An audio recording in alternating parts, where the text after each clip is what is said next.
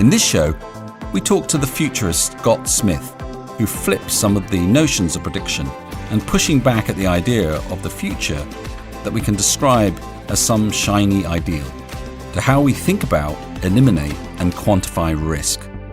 He gives us many fascinating takeaways about how to rethink planning and preparing for what comes next, or as he puts it, he shows us how to future. Hi friends, welcome to The Evolving Leader. Scott Allender here, along with the always inspiring and future-focused John Gomes. Oh, how are you feeling, Scott?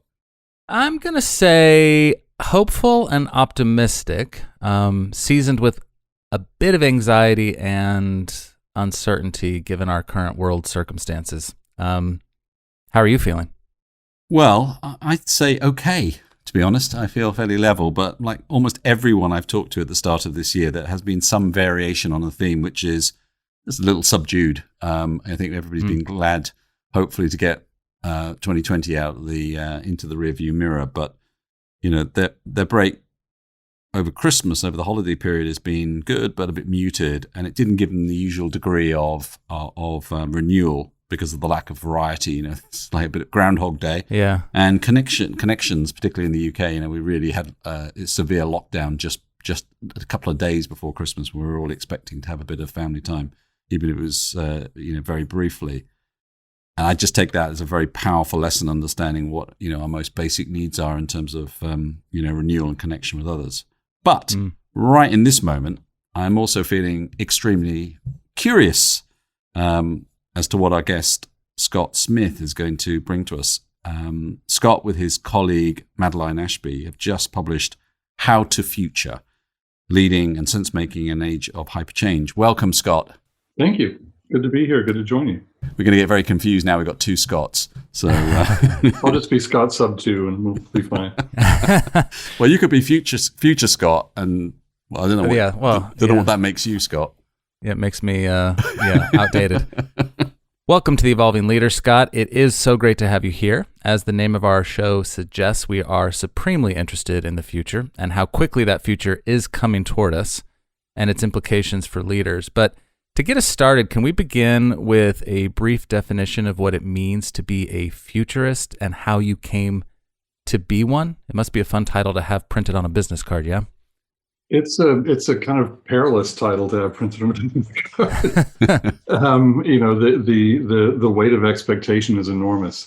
I think there are a lot of different sort of varied definitions of what this particular work means. I come at it, from nearly 20 years of applied work. And so I see it very much as a kind of hands-on applied sort of sense-making and guidance for organizations, groups, teams, others, sometimes individuals, and helping people make sense of what lies ahead of them and try to chart some kind of productive and preferable path through that. That's very sort of generic because the shape and form that takes can vary widely. I came into it, I guess, formally.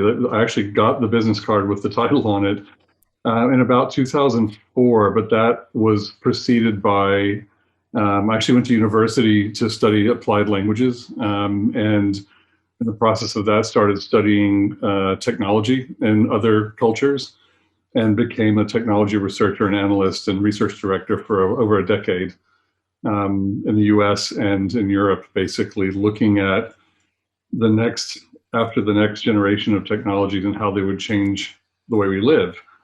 And unlike my colleagues who had decades of historical evidence and data to go on for their kind of areas of coverage, things like, how will people use telephones? Well, we can just kind of chart that over decades.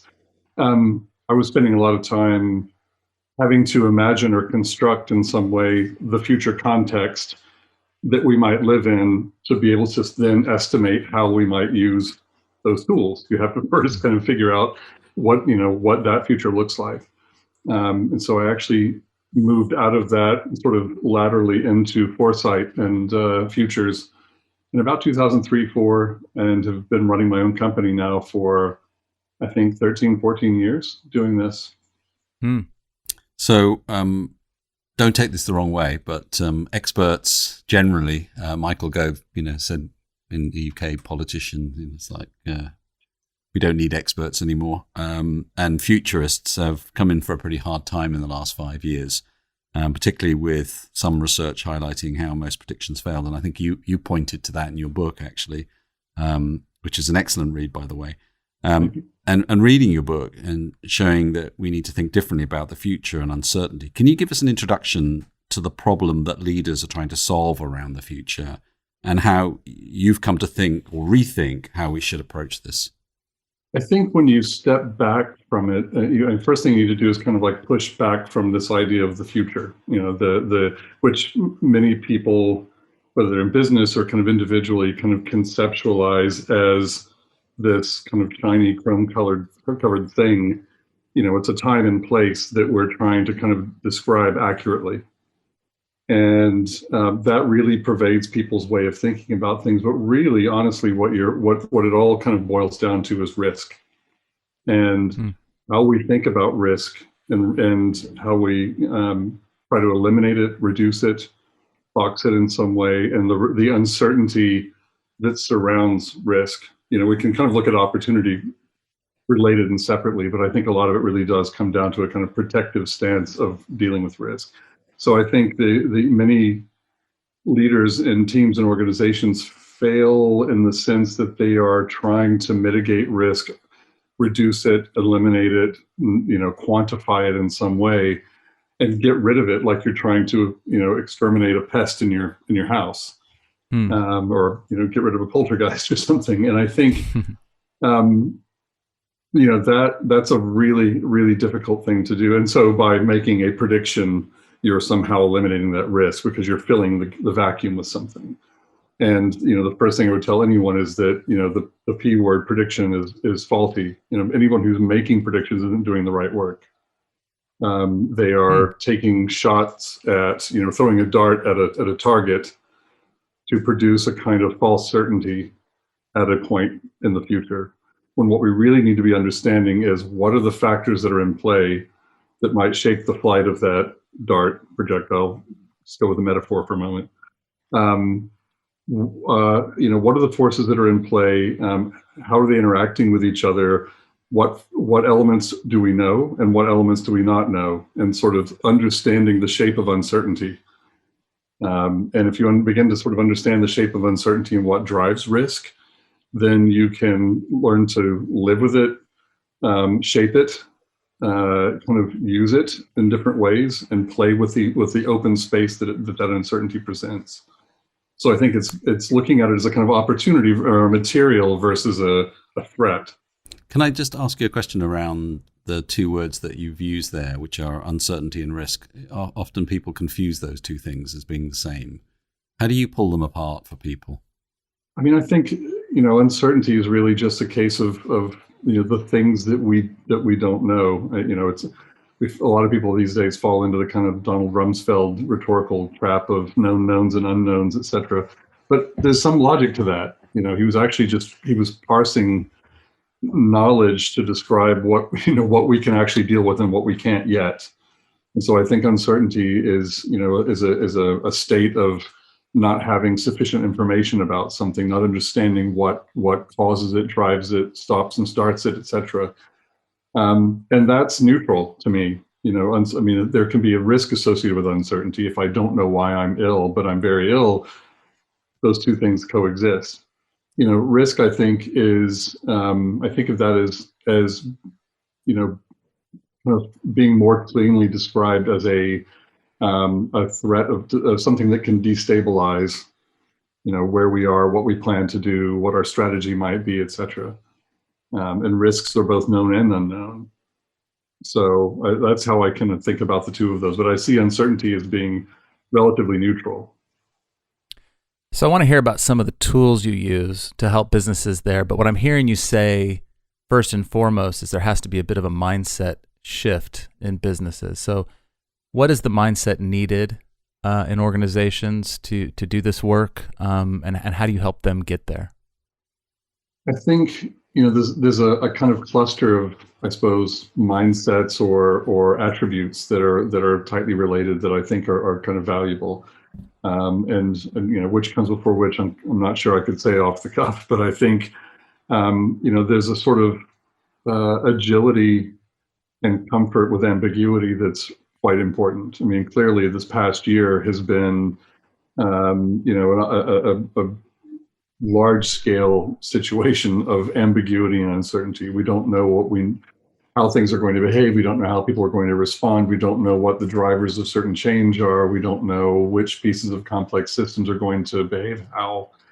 I think it feels like the first thing that is necessary is kind of becoming loose and more comfortable with that. And that sounds very strange for organizations. You can't just go in and say, well, we're going to do whatever and be cool with it.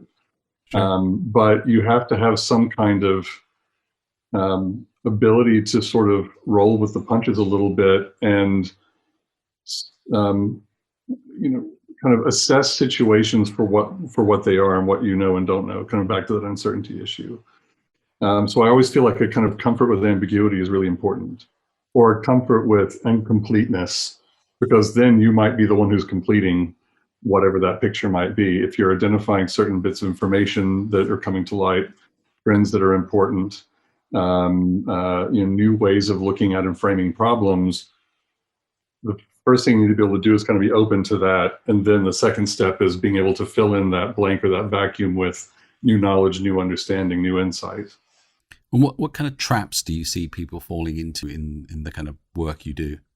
One of the things when I started writing the book or kind of framing the book, I really wanted to step back a couple of steps and not just sort of jump into, well, what is the future and how do we do it? It's more a thing of, to me, it's a very personal and personalized and individualized thing. The future is very much built on our own individual mental models.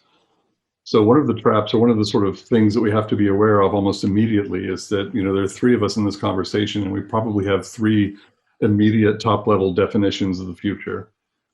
Our minds go to three different time horizons. We have three different experiences, so we have three different expectations of what that future might be. We may have, two of us are Americans. We have shorter historical time scales to judge things by, and so we tend to see time as moving quickly. So a lot of it comes back to, framings at different levels of how we think about time. What do we think the future is? How we face it, optimistically, pessimistically, etc. So that's a kind of backwards way of saying, assuming that your mindset is the same as everyone else's mindset in the room, and the assumptions that are driving your decisions and your expectations are the same as everyone else in the room. So one of the first things you have to do is kind of back up and assess, what are the assumptions that we all have here, and how are we modeling this? When I say future and you say future, what do we mean? If we pick a date in the future, 2030, you describe it, I describe it, we probably are just going to describe two different things. So getting those mindsets a bit aligned, not necessarily forcing one on the other, but opening all that up and putting it out on the table, I think, is a really important starting point. Then we can all agree we're using similar metrics, similar time horizons, and then we can kind of step forward into that exploration.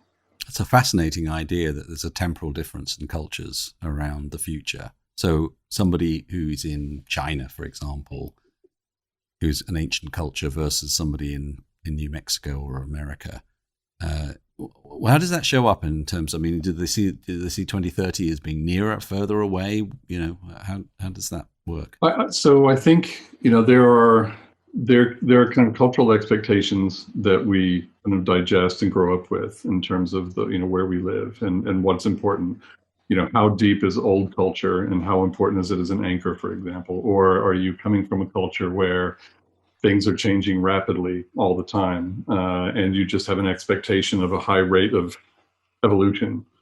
And so those are some factors. There are kind of deeper level issues of, some cultures see time as being circular, some express it as being a place, in front, behind, so you can go all the way down into kind of psycholinguistics if you want to. But even at a level of kind of, one of the things I talk about briefly in the book is monochronic and polychronic cultures that sort of work on fixed clocks of expectation versus those for which, kind of the future is there somewhere, and we'll get there by various circuitous paths. And if you, in particular, when you're kind of dealing with cross-cultural engagements around the future, it's really important to understand that, because again, we could be talking about two very different things and never realize it. Verb tenses. I mean, not to get too kind of obscure about it, but things like there's a model, for example, that some people in futures use around kind of probable, plausible, possible futures. Things that we are, relatively sure are going to happen based on what we know. Things that are that could go either way, a vote or a product kind of being successful or not, and then the realm of the absolute possible. Those three terms don't translate the same way in some other languages. Or just talking about uncertainty can inject a kind of level of ambiguity that some cultures just don't operate around. And so you can be having lengthy conversations about this is possible and we're going to go here, and realize that the other people in the conversation could be at a skew to that understanding. So it's a good place to start to make sure we're all using the same rail gauge, the same unit of measurement as a starting point, or can understand where we differ. And I'm assuming that you've worked in quite a number of different cultures around the world, given the nature of your work. How do you tune into that kind of cultural environment that creates such a different orientation around interpreting the future? Fortunately, some of my background has been in kind of sociological research and cultural, awareness and ethnographic studies and those sorts of things. And I think that really kind of opens you up a bit to listening, to being aware of what the kind of cultural cues are over time. One of the things I try to do in any new place that we're working is get out and get around in the culture and look at how it talks to itself. What are the messages it uses, not only around the future specifically, but just what are the kind of cues of success and progress and those sorts of things. And a lot of that we just see in basic advertising, for example. And having some of those to kind of calibrate around can be really helpful. We've done a tremendous amount of work in the last few years in Dubai, which most people would sort of look at as being this, very quote unquote futuristic kind of place where a lot of new technologies emerge very quickly. There's a tremendous amount of construction. From 1970 to 2020, there's been huge development, almost a kind of vertical growth, similar in parts of China, for example. And there are some levels of the culture that are very kind of future-philic and, really kind of aggressively open to change, but other parts of the culture that are sort of deeply unchanging and fixed. And it's helpful to get a sense of where those are, as well as just basic conversation and say, what words would you use for this? Asking those basic questions.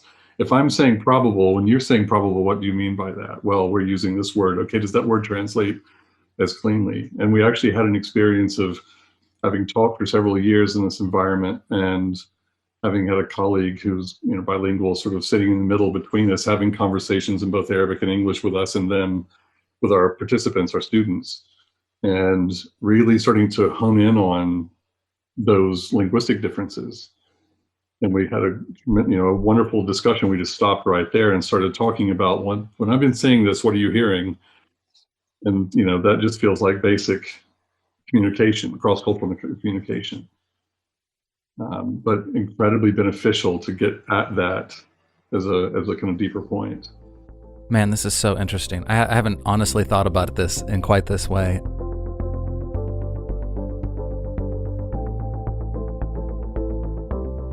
So building on that, can you tell us a little bit about the framework you use and the tools you employ in organizations to help them understand the future a little bit differently? So, there's a tremendous kind of variety of tools that various people in our profession can bring to bear. I think we tend to kind of look at it as a set of different operations in a way. The first kind of key element is one of the reasons people don't tend to grapple with the future well is that it seems very, kind of overwhelming, complicated. It's constantly kind of emitting signals at you. If you've, again, the last few weeks, months, there's a tremendous amount of information coming at us, and we don't have any way to kind of parse that. So I think the first kind of thing we do with organizations is give them a kind of framework and a language to start to name and sort those things. What are these? Are they short-term signals? Are they long-term trends? Are they deeper forces? How do you define that? Well, once we kind of have a basic definition we can agree on, you can start productively collecting and sorting information, then mapping that information together, mapping that knowledge in ways that give you a sense of the kind of emerging patterns and impacts of things is the second step. How do you take all of that separate data, sort it, box it, analyze it, and start to put it together to generate a picture, a pattern, some set of narratives that you can actually understand. And then being able to tell stories about it to other people. This is what I see here. This is what I understand. And it's made up of these component parts. These trends are driving this possible scenario. It may have impacts like this. And if it does, we should then do X. As a sort of building layers of understanding and capability as you go. It can be very complicated, but it doesn't need to be. I think most people have the capacity to do this kind of thinking and work, but they just haven't seen the problem in that way before, or sort of seen that those tools for kind of assembling insight into what may be ahead of us. What does success look like when you do this work? I mean, what shift are you seeing? Are you looking for very specifically?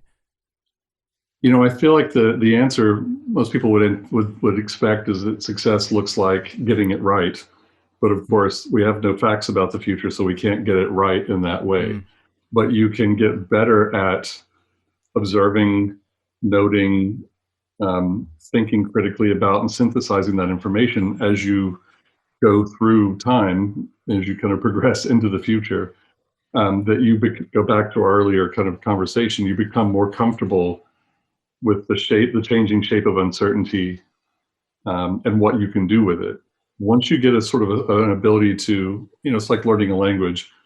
Once you've got some way of interacting with a new place, you can start doing productive things. You can have conversations, you can order food, you can go shopping, you can go to a film. I kind of think about it the same way. Once you sort of have the language and sort of basic frameworks to put it somewhere, and be able to think about what it means, then you start becoming more comfortable with processing it and coming to new insights and new realizations, and then figuring out why you don't know certain things and what you need to understand better. And to bring this to life, it would be helpful perhaps to think about, Sure. An example of, because what comes to mind when you're talking about this is you're essentially trying to help an organization, leadership group, to figure out what problems and questions to be addressing now that they're maybe not seeing or not understanding. It'd be great to hear an example of where you've kind of shed light on something like that, and the organization has responded, has kind of waken up to that opportunity or threat or unknown thing that you've. Sure. Yeah. There's an example, I guess, of a project that we did a couple of years ago for probably one of the biggest media companies, and also kind of network operators, a cable company. And we write a little bit about this in the book. And most organizations tend to, I think, by default, kind of be driven from behind, almost like rear-wheel drive. You're driven by capabilities, financials. There are certain factors that are just kind of pushing you forward. So you just follow those, or legacy relationships or whatever. And so without a kind of coherent map of what might be in front of you, you don't start thinking about how much conditions may change and what that may require of the organization. And working with this media company, we went through an exercise of collecting, sensing and collecting, I think 75, 80 trends across the kind of broad media landscape. technology, consumer behavior, changing nature of narratives, the whole kind of horizon. And beginning to kind of map it out into a notional roadmap. If we know when these trends may be happening, how certain or uncertain they may be, you start to kind of get a tapestry, a big picture of what the future might look like as a kind of starting point that everyone can look at and begin to kind of dig into. And as you start to kind of identify different possible pathways through that future, you realize, or this organization realized, that regardless of the kind of variation the path may take, they were headed largely in the same direction, which was going to be having to be a far more multidisciplinary, holistic provider of what they do. They weren't just going to be in these individual industry silos of media or networks or services of some kind, that it all began to blend together no matter which kind of path you follow. And being able to see that and seeing that even though the trends could be variable and we might kind of find ourselves tracking in different directions, there was a kind of a common outcome of, we're going to need to hire more people who know how to do these things. We're going to have to deal with the regulations around these services that we're going to be compelled to provide. The nature of our business is going to change. They began to see that there was a kind of common future out in front of them, and that exactly how you get there isn't necessarily as important as the fact that all roads led to a greater level of complexity and responsibility. And having that kind of big picture up on the wall gave everyone a chance to sort of look at it physically, I mean, almost literally socially, kind of look at it, consider it, debate it, and everyone was suddenly looking at a similar common picture. And that meant the conversation, the debate, the analysis was now focused on this common possible future. We could tear that up, start again, repeat the process, but they were already kind of going through that in their minds of, all right, I see where this came from. I see how we arrived here. I see where you're deriving these kind of strategic insights from. Now we can take that on board ourselves as a kind of internal process. We're learning how to see that ourselves. If you're enjoying The Evolving Leader, please head over to Apple Podcasts and leave us a review. And don't forget to follow along on Instagram and LinkedIn. You can find us at Evolving Leader. Thank you for listening. Now, let's get back to the show. So something that comes to mind is something that John and I talk a lot about on the show, which is the idea of maintaining and even evolving value today with creating new value for tomorrow. So I'm curious, from your perspective, how should leaders think about creating a culture where the present and the future are symbiotically working together? I think that's a really important question, and it comes back to this idea of being loose and agile and comfortable, and in this sense also with time. That we get fixed in this idea that, and I don't sound too philosophical, but that time is linear and it's all driven kind of by product roadmaps and financial forecasts, and so we could start to follow those. The forecasts kind of become the beat that we march by. And I think it's really important for organizations to have some way, whether it's a function, a space, some kind of cultural allowance to step back from that time a little bit and feel comfortable kind of rolling the film forward and backwards, if you will. Can we go forward into the future, experiment a little bit, come back and look at now, go forward again? And that kind of agility with hopping back and forth, I think, is really important. We used to tell our students in the design school I was teaching in that it's kind of like being able to step out of the film. You see yourself as being in the action as the film is playing, but you really ought to be able to kind of step out of it, let the film go a little bit, see what's happening, forward and backwards, and so have that kind of mental agility and comfort with the future, I think, is quite important, because then it does become a kind of material you can design with, rather than a force that's pulling you the entire time. That makes a lot of sense to me. That's a nice analogy. I like that. Given what's been going on in the last year with the pandemic, but also with the last 4 or 5 years of politics and nationalism and pretty big changes, how's your work adapted around that? What has it changed quite a lot in the last year or so? Well, the biggest difficulty, of course, I guess, is, as with everybody, we can't travel.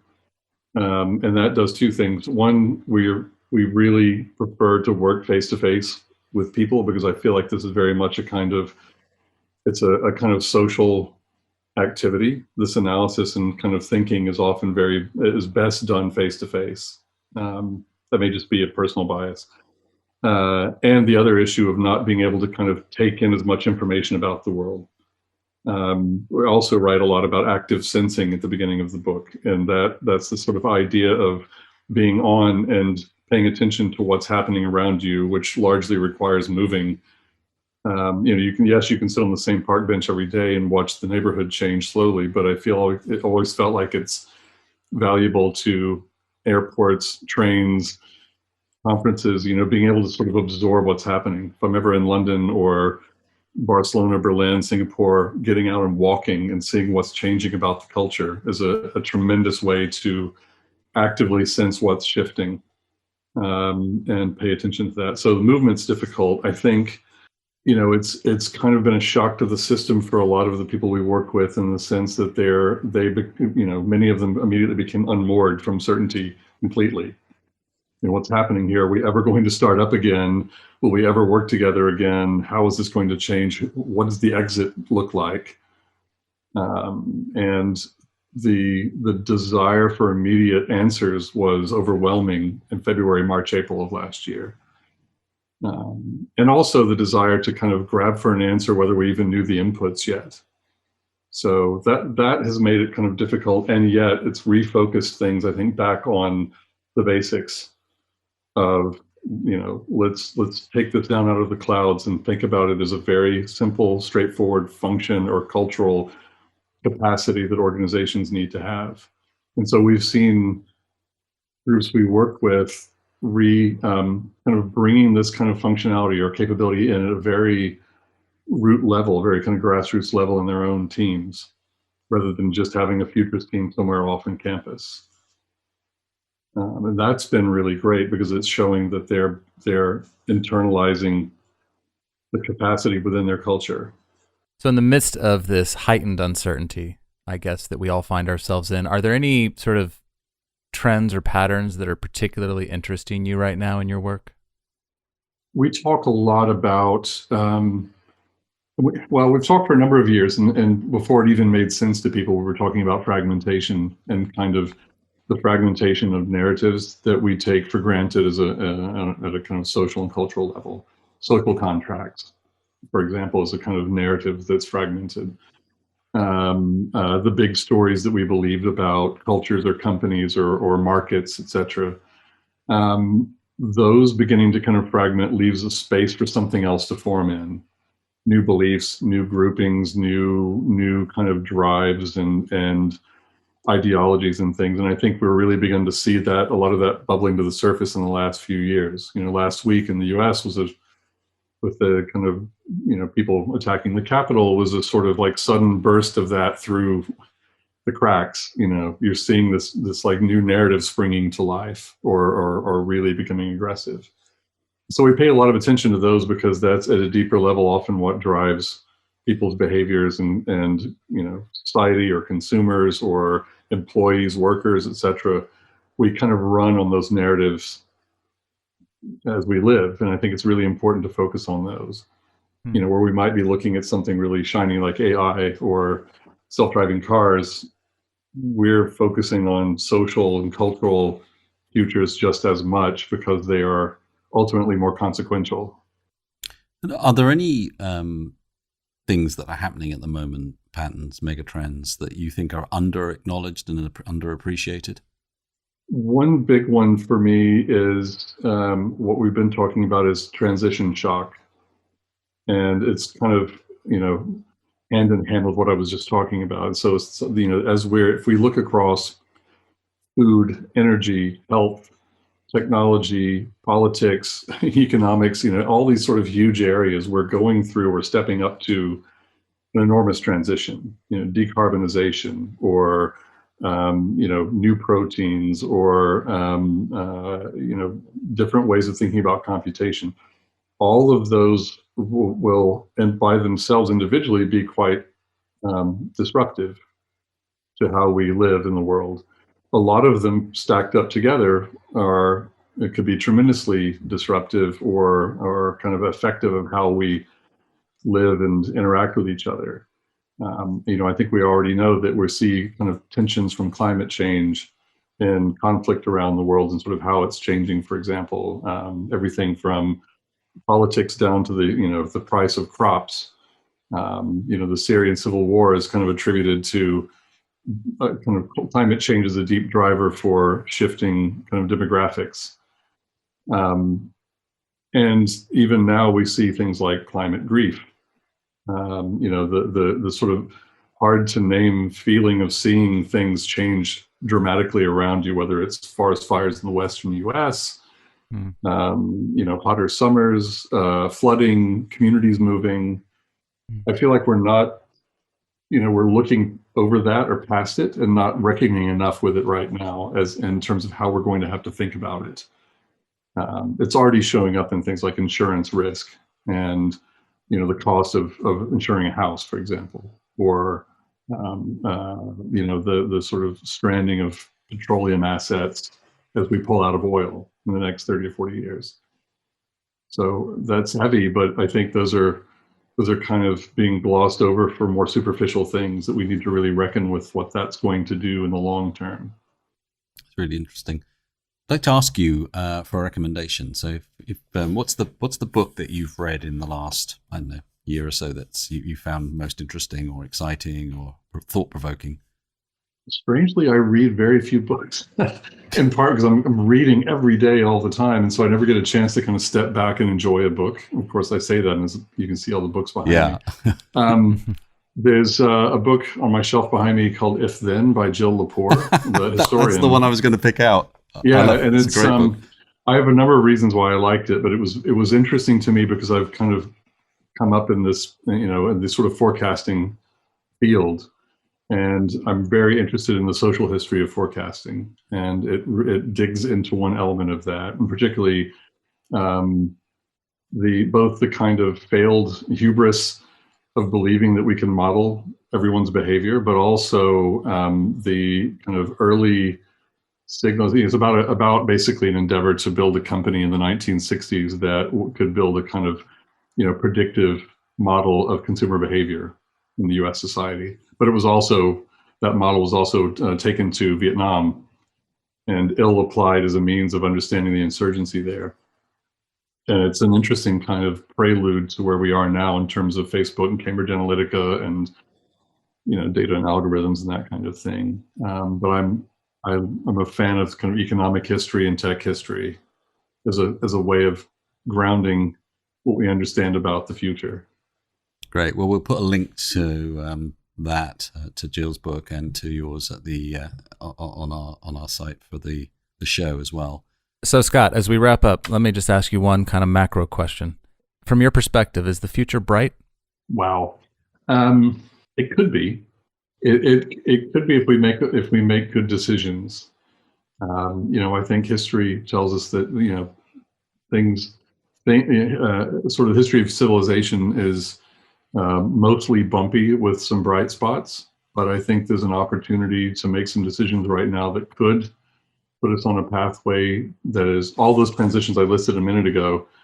We line them up right, we make good decisions that can really take us in a positive direction. Well, thank you so much for joining us. I could talk to you for days about this stuff, so this has been really, really insightful. Really, really enjoyed that. Thank you so much, Scott. Such a pleasure to meet you. Yeah. It's a pleasure to meet you as well. It's a good way to end a week. Excellent. Thank you. That's brilliant. And until next time, remember, the future is evolving. Are you?